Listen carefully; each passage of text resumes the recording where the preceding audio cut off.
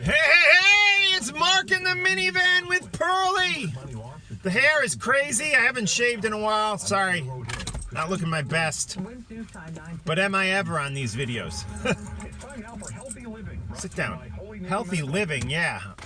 Anyways, today we're talking about Gene Simmons, but I did want to address one thing. You know, these diarrhea of the mouth is where we go with these.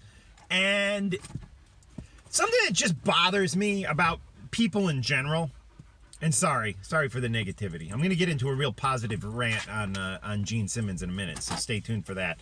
But something that just bothers me about people, preachy people, okay? Now, we see this with politicians and, you know, religious people who are like, we gotta stop the gays, and then they get caught at a truck stop, with their pants down, having gay sex. It's such a hypocritical thing, and we see this all the time. And when people try so hard to project this image of who they are, whether they're politicians, priests, religious preachers, or rock stars, really.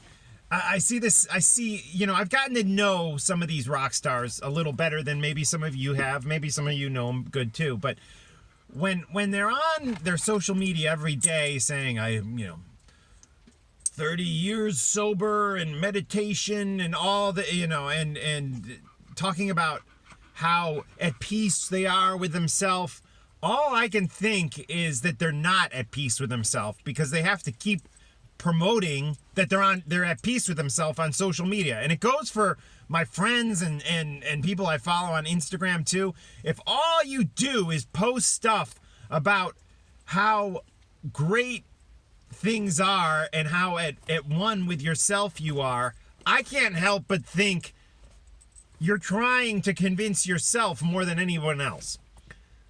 Listen, there's good days, there's bad days. We're in this life together. Not every day is freaking a blessing. I'm sorry, it's not. It's not. Shit happens, man. Shit happens. Your kid's in the hospital. Your dog dies. Your best friend gets cancer. Shit happens. Not every day is a fucking blessing. Give me a fucking break. And stop trying to convince the world that your life is so great, because all I do when I see this fucking shit is I'm like, man, these people are miserable. Honestly, I do. Anyways, speaking of somebody who I think, a rock star who I think is more honest than most, and people say to me, man, Gene Simmons, that guy's a real fucking dick. Listen, I will defend Gene so much. Now, I've had numerous experiences with Gene Simmons, and every frickin' time the guy is amazing. I'm talking when the cameras are off, when the microphones are off, and I could share numerous stories about this man who I respect. Is he politically correct? Does he say some things that maybe you don't agree with? Yeah, sure, man, sure, but he's honest. He's honest. He's not fucking hiding anything. He's not afraid of who he is. And it kind of relates back to what I was saying earlier. He isn't. I think he's at one with himself. I really do. And I think he's been that way for a long time. And I have so many great stories about Gene Simmons, but I'm going to share one with you. When I worked at VH1, I was an associate producer back in the 90s. VH1 was putting together a documentary on the 70s. My boss, Robert Katz, was one of the producer directors of it. And I wasn't actually working on the show, but he invited me to come to the shoot he was doing with Paul Stanley and Gene Simmons in their hotel room. It was days before the Kiss Unplugged reunion, where they brought Peter and Ace out at the end.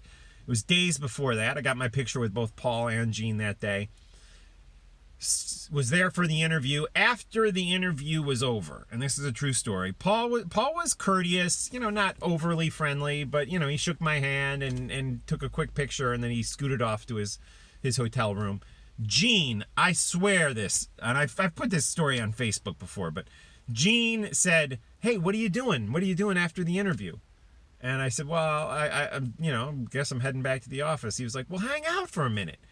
And again, there was camera guys, and I kind of looked, I had a flannel, I had the grungy Kurt Cobain looking hair. Gene sat me down after he had been interviewed by VH1, and the dude literally, and this is, I guess, 95, right? Literally interviewed me. He wanted to talk about Rage Against the Machine, about Maynard from Tool. He told me stories about Buzz from the Melvins. And he told me, which I think is wrong. I think Gene may have been wrong, but I remember he specifically told me, we were talking about Kurt Cobain. He told me he had a version of Kurt singing Goin Blind, which for a long time I thought that could be possible, since Kurt did produce the Melvins Houdini record, which had Goin Blind on it. However, that song wasn't produced by Kurt. Most of the record was. So I always thought, well, maybe there was an alternate take where Kurt was singing vocals. But I have a feeling Gene was wrong about that, but maybe, who knows? Maybe there is a version of Goin Blind with Kurt Cobain singing it somewhere out there. I don't know. But yeah, Gene interviewed me. He wanted to know everything about me, where I lived, what clubs I hung out at, what were my hobbies, how long I worked at VH1, and it was amazing. It was an amazing experience to be interviewed by a guy I've been a fan of since I was 7 years old. So Gene Simmons is the real deal. And I hear so many people say, "Oh yeah, he's a jerk. He says this, he says that." And yeah, sometimes he says things that you don't agree with, or maybe that aren't even exactly factual. But I believe in Gene. I believe in Gene Simmons. I think he's a sincere guy, way more sincere than all the posers who are out there, pretending to be a spaced out stoned rock star, or pretending to be, at one and at peace with themselves when they're the most hateful people you've ever met. So there you go. Mark in the minivan.